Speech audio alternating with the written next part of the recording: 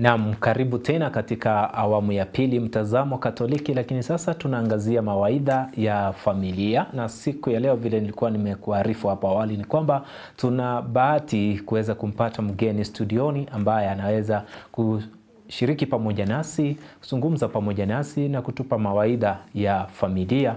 Na leo tukiangazia familia na imani katika Kristo. Familia na imani katika Kristo. Iwapo una swali lolote, maoni au unatuma ujumbe wako hapa kupitia arafa ya 21760. 21760 ndiyo nambari ya arafa.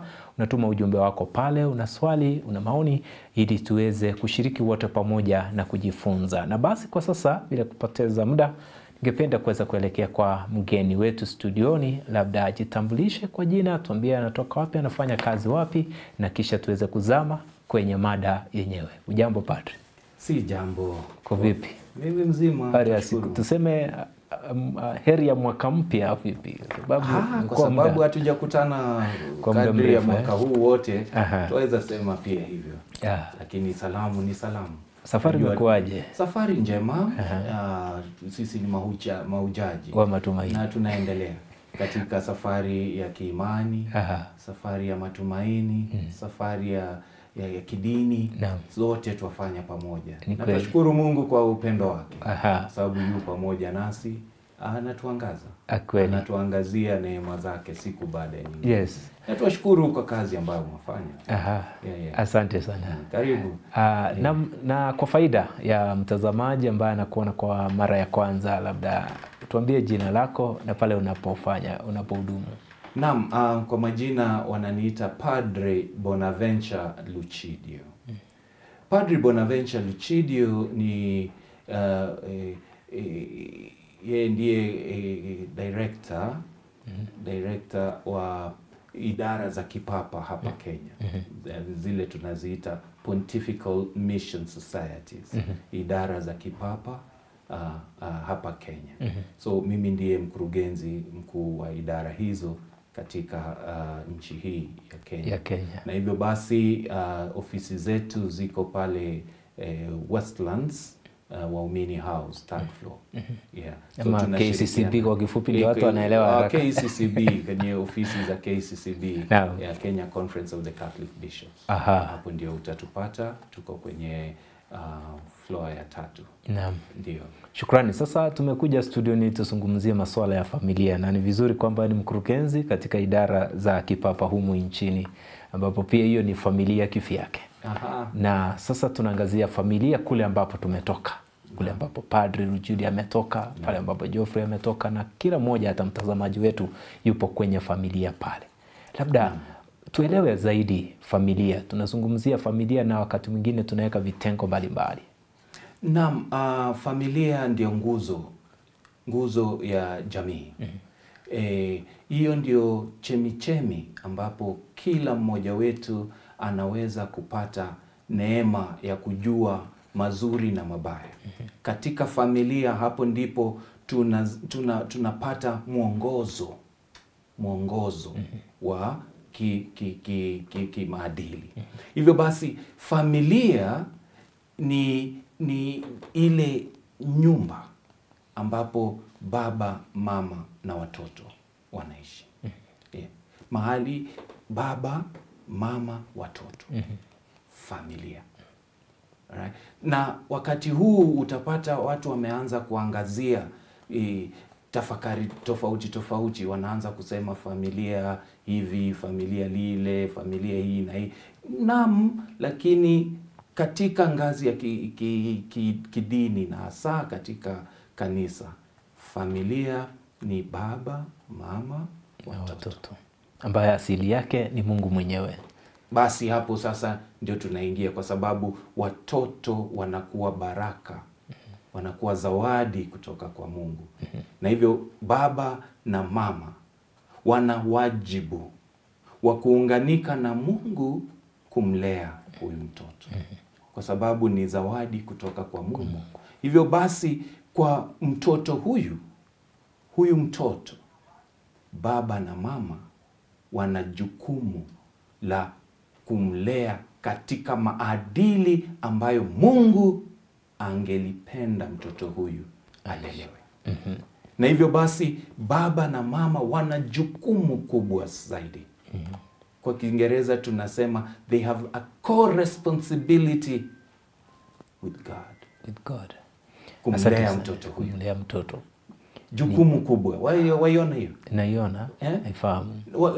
Na kama jukumu hilo linatiliwa mwanga huo, basi tutaelewa kwa nini familia. Kwa nini familia? Na vile umesema kwamba familia ni nguzo na ni msingi muhimu katika jamii. Kabisa. Na tumezungumzia familia na kuna swala la imani. Imani ni nini? Labda kulingana na vile ambavyo unaelezea. Tunaweza leta hili swala la imani katika muktadha wa kusema kwamba imani ni jambo, ni kitu au neno ambalo unalijenga bila kutarajia ile yenye tunasema kwa Kiingereza evidence. Imani. Neno, kitu, inaweza hata kuwa mtu. Alright? Na sisi katika dini, imani yetu tunaiweka kwenye neno la Mungu. Mungu mwenyewe, Yesu Kristo. Hapo ndipo tunaweka imani yetu, kwa sababu msingi wetu ni kwamba tunalelewa katika nia ya Mungu na tunaelekea katika nira ya Mungu. Tumetoka kwa Mungu, tunarudi kwa Mungu. Hivyo basi hapa katikati mahujaji. Na katika uhujaji wetu hatujui la kesho. Na kwa sababu hatujui la kesho, tuna matumaini kesho itafika. Lakini kabla ya kesho tunaishi leo. Na kitu ambayo inatufanya tunaishi leo ni imani. Imani ndio inatuongoza, imani ndio inatuelekeza. Na sasa katika imani kuna mafundisho. Kuna mafundisho, kuna ujuzi na kuna elimu ambayo inatusaidia kuelewa hii imani.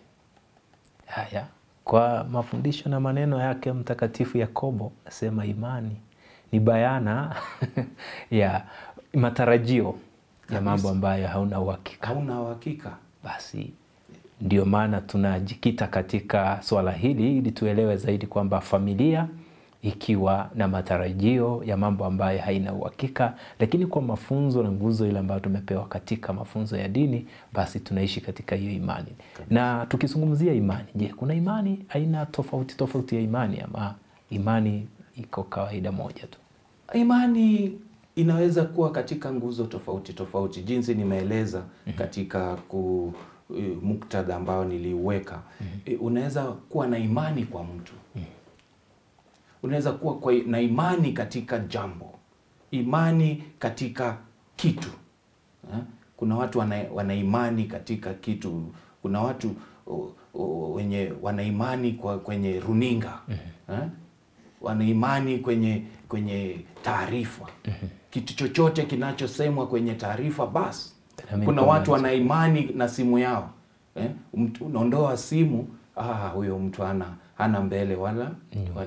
So imani iko katika nguzo tofauti. Unaweza iweka katika njia tofauti, lakini imani dhabiti ni hiyo imani ambayo unaiweka kwa Kristo, Mungu mwenyewe. Mungu mtakatifu, muumba mbingu na nchi, vyote vinavyoonekana na visivyoonekana. Hapo ukiweka imani yako, mazuri na mabaya unaweza kuyashinda. Lakini ukiweka imani yako kwa vitu ambavyo vinakuja, vinafika, vinapita. Kuna hiyo wimbo, nchi, mbingu zapita, dunia yapita, lakini neno litadumu. halitapita. So ukiweka imani yako, tuseme, kwa vitu ambavyo kwa kizungu tunaita fleeting things, transient things.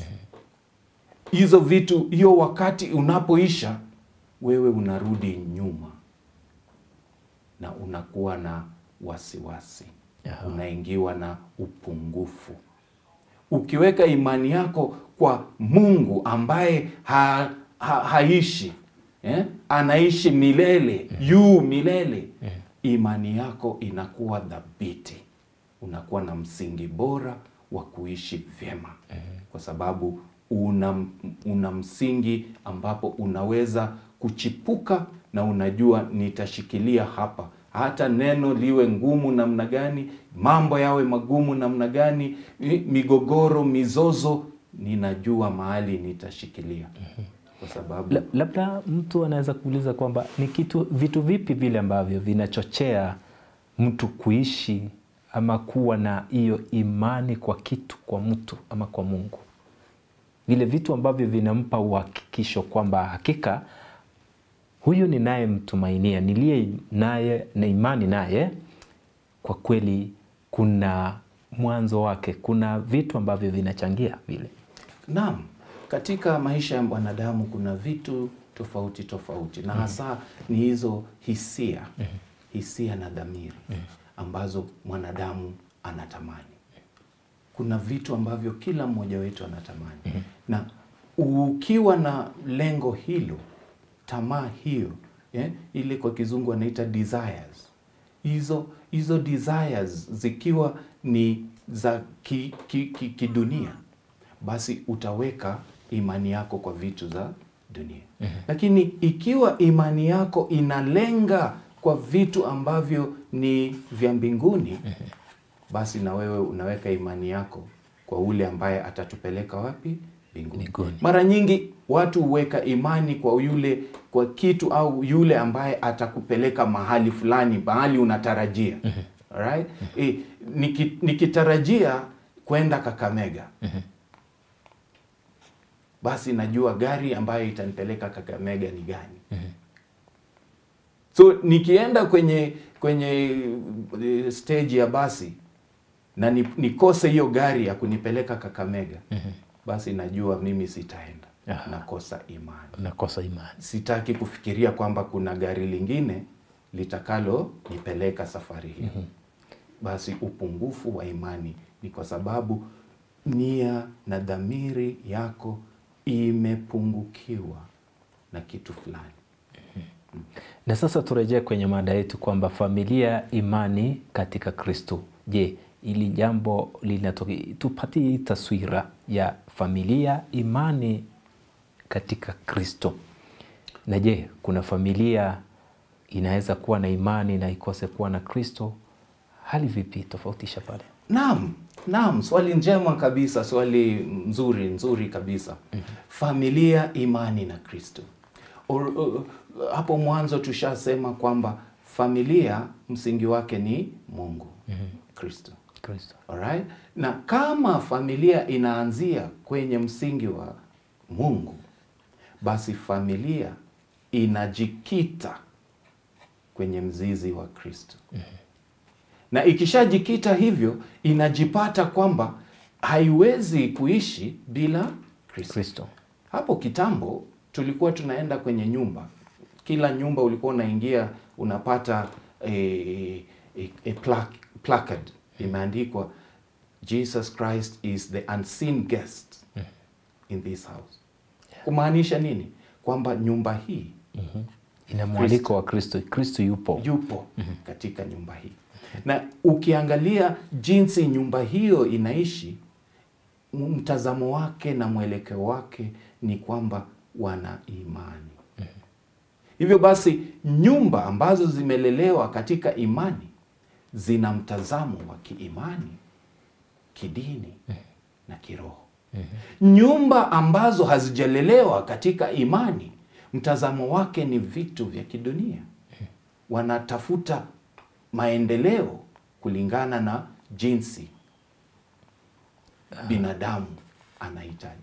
Na hivyo basi tunatakana sasa kuleta ile taswira ya kuangalia familia kulingana na familia takatifu. Mahali pa sala katika familia. Mahali pa neno la Mungu katika familia. Mahali pa imani na tabia njema katika familia. Mahali ambapo tunafika na tunajiuliza, familia hii inaelekea na mwelekeo wa kidini ipi? Kwa sababu familia nyingi wakati huu yazozana kwa sababu ya dini katika familia. Mizozo mingi saa hizi katika familia nyingi ni kwamba tunaelekea wapi? Ni dini ipi yenye itakuwa kwa hii nyumba? Na imani sasa ndio inakuja sasa kuleta ile tuseme namna gani, to bring calmness, calmness, Utulivu. Utulivu katika familia. Na labda ukielezea hivyo, ningetaka kujua ni vitu vipi hivi ambavyo vinafanya familia itambulikane kuwa familia iliyo na imani. Hata kama tuseme imani Kristo ndio, hii familia tutaitambuaje? Ni vitu vipi vile ambavyo tutaangalia vinaangazia kwamba hii familia kweli ni familia iliyo na mwelekeo wa kiimani ya Kristo? Jambo la kwanza na la muhimu, upendo umejaa kwenye hiyo familia. Baba anampenda mama, mama anampenda baba, baba na mama wanapenda watoto wao. Na upendo huo sio upendo wa kujionyesha, la, ni upendo unaotoka moyoni, kwa sababu imani yao yawaonyesha kwamba hapa sisi ndiyo mwanga na chumvi ya familia. So jambo la kwanza ambapo imani imejikita katika familia, kitakachochipuka na utaiona hata utaambiwa, ni utaona upendo, utulivu. Na katika familia hiyo kutakuwa na msamaha wa dhati. Kwamba sio tusidanganyane kwamba hiyo familia haitakuwa na mizozo. No, kutakuwa na mizozo. Lakini jinsi wanasuluhisha mizozo hiyo itakuonyesha kama ni watu wa imani ama sio watu wa imani. Jinsi wanashikamana katika wakati wa taabu na raha itakuonyesha kama Kristo yu pamoja nao ama Kristo hayupo. Na jambo ambalo linajenga msingi huo ni neno la Mungu. Jinsi neno la Mungu linawatengeneza na kuwaelekeza katika safari yao. Aha. Na ni vitu vipi vile ambavyo utaangalia useme kwamba sasa hii familia hatuoni imani na umungu katika familia? Maanake naweza kuwa naishi katika familia nikijua kwamba tuna imani, sisi tunaenda kanisa na sisi ni Wakristo, sisi tunauzika na kanisa fulani, lakini labda ninavyodhani ni hivyo, kumbe sivyo ninavyoishi, na familia sivyo vile ambavyo inaonekana. Na inaweza hata kuwa ni katika nyumba ya Mkristo, sio lazima iwe ni nyumba isiyo ya Mkristo. Kunaweza kuwa ni nyumba ya Mkristo lakini hakuna utulivu, hakuna amani, hakuna upendo. Kulikuwa na wimbo hapo kitambo ilikuwa inasema kelele kila siku ndani ya nyumba hii. Sasa kukiwa na kelele kwa nyumba kila siku, Kristo ataishi aje hapo? Mara nyingi Kristo, Roho Mtakatifu, Mungu mwenyewe, Utatu Mtakatifu, huzuru nyumba ambazo zina utulivu. Ukitaka kujua hiyo utulivu, angalia wakati Elijah alikuwa kwenye milima, kulikuwa na tetemeko ya ardhi, Mungu hakuwa pale. Kakuja na janga la moto, hakuwa pale. Kakuja na upepo, hakuwa pale. Lakini wakati upepo mtulivu ulikuja, Elijah akajifunika kwa sababu Mungu alikuwepo. Mara nyingi utulivu na katika ile kwa kizungu tunaita unyamavu, silence, in the silence of the heart. Hapo ndipo tunajua imani na Ukristo wa mtu. Wakati ukitaka kujua jinsi mtu anaishi, ngojea wakati kuna msukosuko, kuna mzozo. Hapo ndio utajua kama neno la Mungu limekita moyoni mwa huyu jamaa ama neno la Mungu halipo. Kwa sababu kama somo la leo, Esther anatuambia tumkimbilie Mungu katika mashaka yote. Hivyo basi, wakati tofauti zinaingia katika familia, ni nani tunamkimbilia? Ni nani tunaelekea kwake? No. Kama unaelekea katika njia ya uganga na fadhila hizo, basi tunajua mtu huyu mguu moja kanisani, mguu moja nje. Lakini kadri ya vitu vyote hivyo, wewe unasimama imara katika imani, tunajua huyu Kristo wa kweli. Na ndio hapo ndio tunasema nimevipiga vita. Nimevipiga vita. Kwa sababu vita ambavyo tunapigana navyo ni haya maneno ambayo yanakuvutia, yanataka kukuvuta kutoka katika mrengo wa Kristo ili uingie katika mrengo usio wa Kristo. Na hizo sasa ndio temptations ambazo tunaongea juu yake. Na kila familia inapitia hizi temptations. Hakuna familia tunaweza sema haina temptation. Kuna temptations za pesa, temptations za utajiri, temptations za kunawiri, watoto wako wakuwe katika shule nzuri, temptations za kutafuta pesa njia yoyote, temptations za hizo ndio temptations tunaongea juu yake. What do you adore? What do you worship? What do you think about? The 3 temptations. Na mtu ajiulize kwa nini familia ikite mizizi yake katika imani kwa Kristo. Naam. Kwa nini familia ikite mizizi yake katika Kristo? Jambo la kwanza ambalo ningekueleza Geoffrey ni turudi kwenye Biblia na hasa familia takatifu. Mbona waliweka imani yao kwa Mungu? Naona Yusufu mara nyingine anakuwa na tashwishi. Anaanza kuyumba, nafikiria wacha mimi niondoke hapa kwa sababu hii maneno sielewi. Mungu anakuja, anamuelezea, anakaa. Tuweke imani yetu kwa Kristo ili tujenge msingi wa familia. Tusipokuwa na Kristo katika familia zinakujengwa kwa mchanga, zitaanguka, zitabomoka, zitaporomoka. Na familia zikiporomoka, hapo ndipo msingi wa jamii unaporomoka. Tukikita familia zetu kwa Kristo, tunakuwa kama simiti, tunajengwa na simiti, nyumba ambayo haiwezi anguka.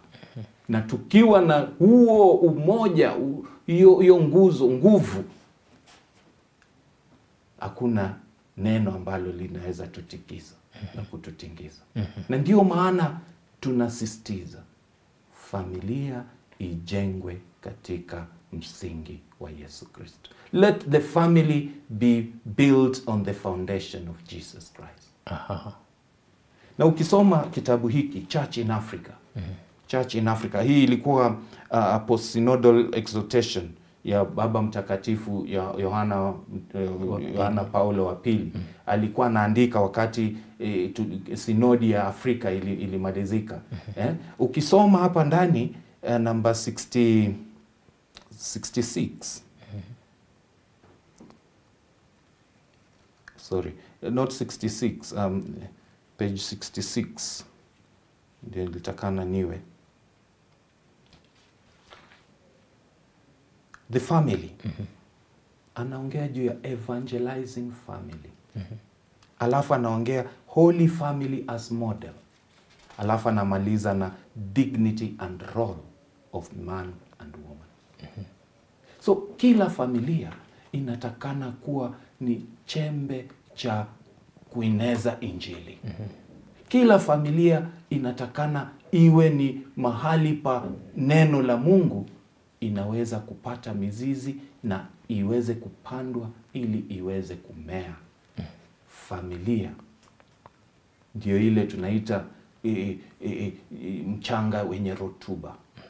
Tukipanda neno katika familia, tutajenga neno katika maisha ya mwanadamu. Tusipopanda neno katika familia, tutakosa msingi katika jamii.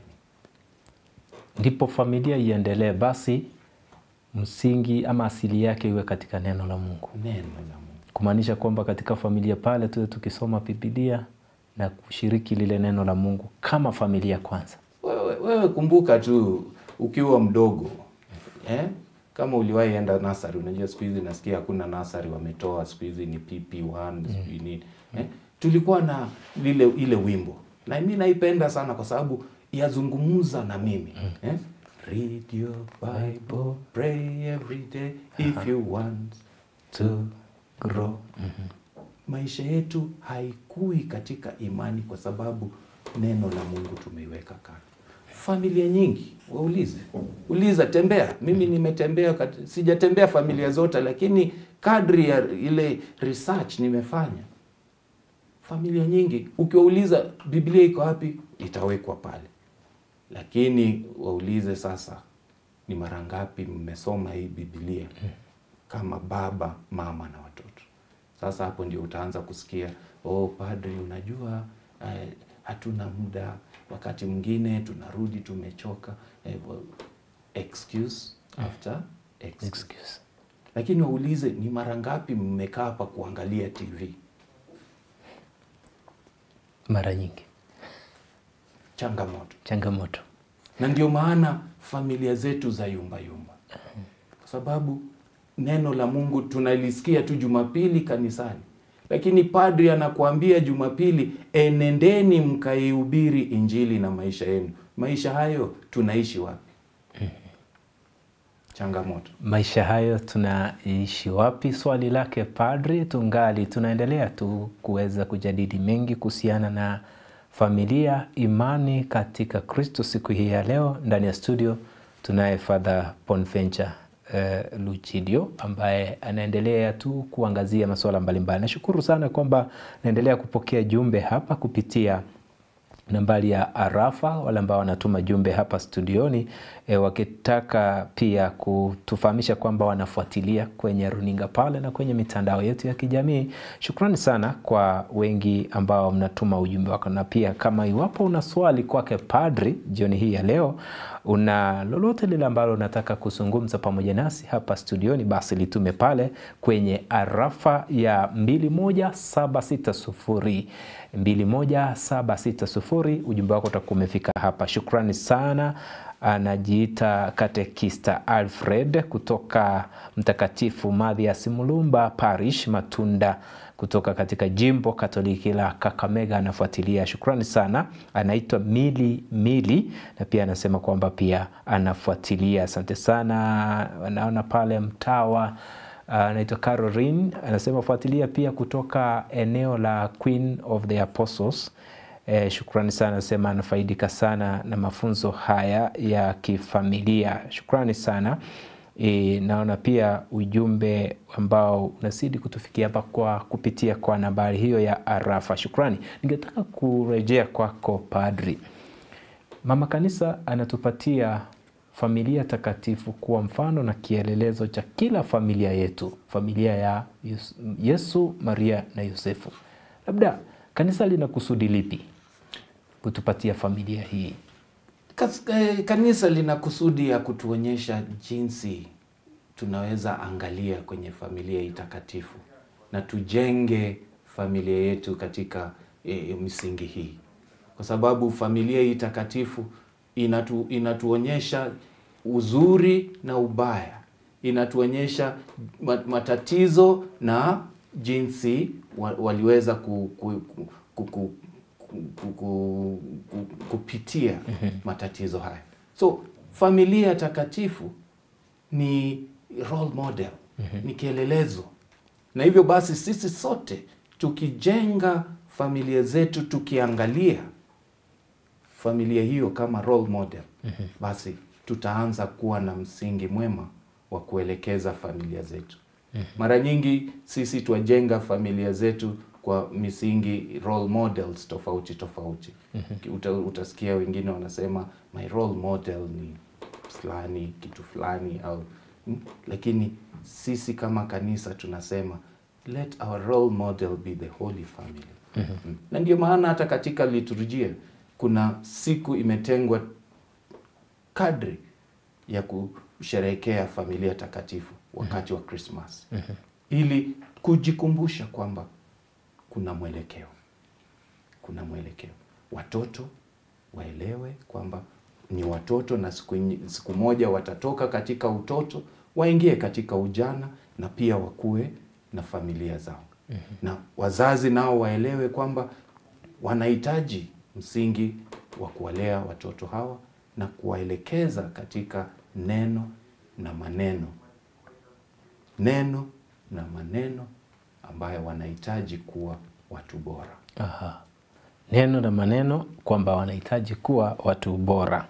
Kwa hivyo basi kila mmoja wetu ameitwa ili aweze kutekeleza wajibu wake vizuri kuhakikisha kwamba tunajenga familia zinazostahili. Na hapo ndipo naongea kuhusu tumebatizwa na kutumwa. Kila familia kila mmoja wetu sisi ni wamishonari wa matumaini na mapendo. Sababu ya muda padre, labda wasia wako wa mwisho pale tunapofunga kipindi hiki kuhusiana na familia, imani katika Kristo. Mimi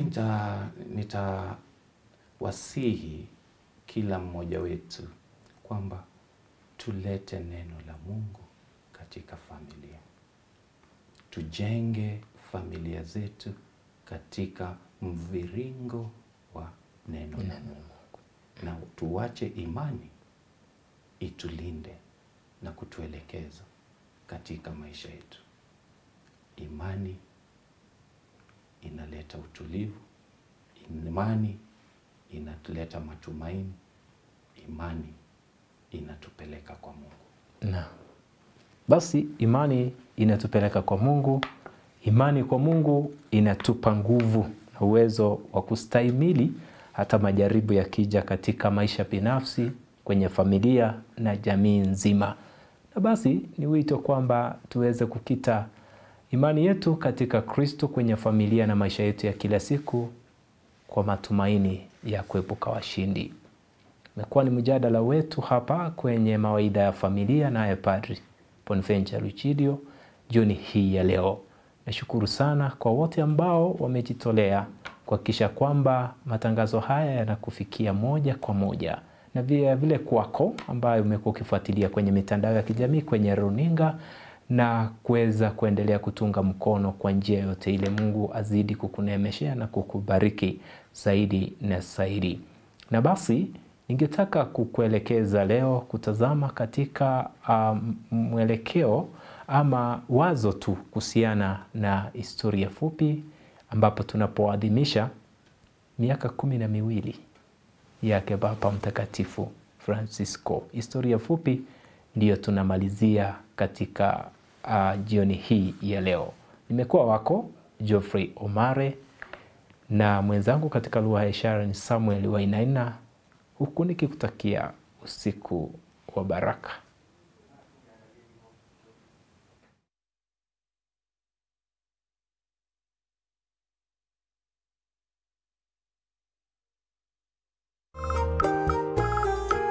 Leo katika historia. Baba Mtakatifu Francisco. Siku kama ya leo tarehe 13 mwezi wa 3 mwaka 2013 ndiyo siku Askofu Mkuu Jorge Mario Bergoglio alipochaguliwa kuwa Baba Mtakatifu. Alichukua jina Francis kwa heshima ya Mtakatifu Francis wa Assisi.